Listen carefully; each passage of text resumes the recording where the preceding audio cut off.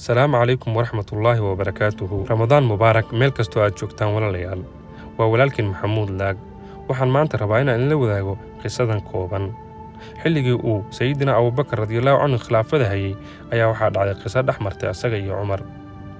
Cumar radiyallahu anhu ayaa yiri waxaan arkayay maalin kasta marka salaada subaxna tujiyo Abubakar oo u sii socdo dhanka saxaraha masaafo fogna ka baxaya magaalada Madiina. waxaan ka yaabay ayuu yiri maalin kasta waxaan isdhahaa ilaa ayna yadhab xageebu aadaa waxaan is idhi ayuu yiri naftayda la tabacna waan raaciyo dibageli si aan u ogaado waxa uu qabto khaliifku. Cumar radiyallahu anhu ayaa yiri waan daba galay anoo iska ilaalinayo inay ishiisu qabato oo ka fogaanayo.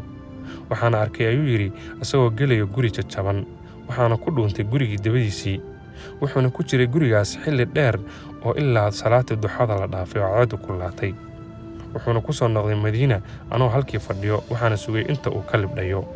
Cumar radiyallahu anhu wuxuu yiri waxaan garaacay albaabkii waxaana albaabka iga furtay islaan da'ah jilicsan oo indhaha aan waxba ka arkin caruur koox ihina ku ag ciyaarayaan. marka waxaan ku idhi ayuu yiri radiyallahu anhu assalaamu calaykum ma shaanukum ya amatullah naxariis iyo nabadgelyo korkiina ha ahaatee xaalkiina waa sidee adoonti Allah. waxayna ku tiri indhaha waxba kama arko qof idaryeelana ma haysto waxaan haystaa caruurtan agoomada ah. Cumar radiyallahu anhu ayaa weydiiyey waa kuma ninkan kuu imaada maalin kasta. waxayna ugu jawaabtay ma aqaano laa yadhkur lii ismuhu abada magaciisa weligii iima sheegin. Cumar radiyallahu anhu wuxuu weydiiyey oo muxuu kuu qabtaa. waxayna ku tiri khayr Allah siiyee aroor kasta waa uu noo imaadaa wuxuu noo nadiifiyaa guriga dharku noo maydhaa qoosku noo garaacaa canjeeradu noo dubaa quraacdana wuu noo sameeyaa. Cumar radiyallahu anhu ayaa ku yiri ma maalin kasta. waxay ku jawaabtay haa maalin kasta Allah barakeeyo sida ayuu noo sameeyaa. Cumar haddana wuxuu weydiiyey ma wax lacag ayaad siisaa. waxayna ku jawaabtay maya waxba.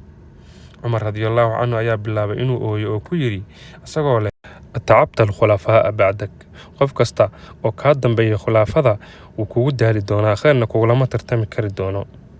walaalayaal waxa sidaas samaynayo waa khaliifkii dhammaa ee ummadda. waxaan ku jirnaa bil barakaysan oo in la isku naxariisto oo masaakiinta la qoodiyo Ilaahay amaanay ajir weyn laga helayo. intee in leeg ayaan ognahay dariskeenna iyo dadka baahan ee jilicsan.